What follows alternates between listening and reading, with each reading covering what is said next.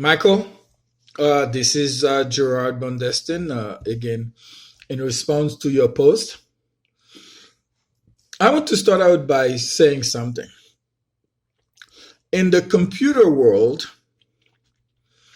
the same company that creates the virus creates the antivirus.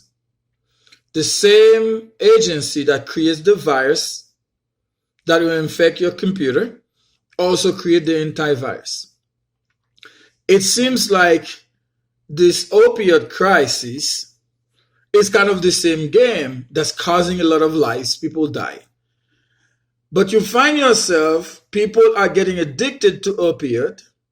And then with this med-assisted treatment, that's one of the research that is out there that is treating opioid with opioid.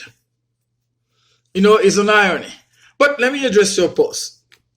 You said in your post that you stated even when the body is detoxed or the from of the addictive substance, one can still be at a high risk for relapse, which may be influenced by social and psychological factors.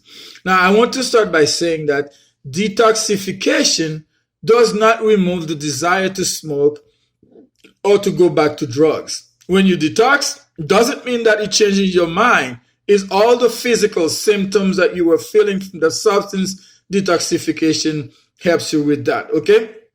Now, according to ASAM, addiction is a relapsing disease of brain reward. This is reflected in an individual pathologically pursuing reward or relief by substance use or other behaviors. It's like you have a young kid, a teenager, a kid who is very active, very hyper, is jumping from one couch to another. He's looking for some satisfaction, reward, because the brain is constantly looking for something like that. So, for instance, people who are addicted to opioid can tell you what the opioid does for them. Now, opioids, like you know, have a pain relieving effect. It makes them feel good, some people will say. It gives them energy, some people will say. But detoxification cannot and will not change the thought that, hey, I can get some good relief from that one. I can get good energy and things like that. So I think a good treatment for that person will have to include some kind of psychotherapy, or they will have to find something that gives the person the exact same feeling or energy that opioids give them. And otherwise, they will always be seeking that reward that they can only find in this particular thing. I'm sorry, I'm taking a little bit longer. But in the medical field, the medical provider will have to address what they call the opioid receptor. They have to understand what part of the brain that the opioid is affected. So once they know they can fully address that issue with medication. You also stated in your post, cognitive behavioral therapy, CBT, can teach a person how to recognize moods and positively cope with stressors that may cause a craving for drugs. I fully agree with you with your statement, but as I said, medication, it seems there are a lot of evidence of research that proves that medication can help as well. Before my response to your post, I was watching a video on YouTube about opioid addiction. In that video, the presenter, the person who was talking, talked about different treatment modalities. In it, she stated, she's a psychiatrist, she stated the abstinence model is not an evidence-based treatment. Because, according to her and the research she's made, 80% of people that have been through an abstinence-based model treatment relapse within 90 days of discharge.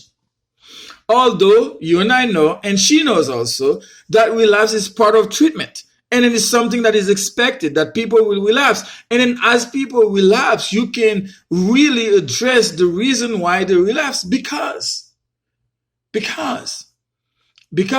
can be, like you said, social factors, psychological factors, environmental factors that can trigger relapse. So that's why psychotherapy is so important, that we can go and psychotherapy can address those issues which I think medication cannot. But I know that medication helps with cravings and people that have some withdrawal symptoms. But I strongly believe the psychosocial, the environmental, the social, those issues can only be addressed with psychotherapy. So as much as she claims or she believes that, and the research seems to support, because that's what she said, MAT is a evidence-based treatment, because the research shows a lot of people get very successful with the treatment of MAT. It's like, again, some people will criticize it's just replacing one opioid by another. Again, coming back to my illustration at the beginning, it's like the same person that created the virus for your computer also create the antivirus. You get into that cycle, you get the virus, you buy the antivirus, and then it will be a cycle like that. That is why William Glasser, a psychiatrist, but who practiced psychotherapy until he died, was very critical about those pharmaceutical companies, how they're pushing drugs, all kinds of drugs on people, helping with this, helping with that, helping with that. And then you will have to find yourself getting more medication to help with those issues. I'm already too long, but thank you for your post. I'm looking forward to reading more of your posts. God bless you, and God bless this class and the professor. Thank you. Bye.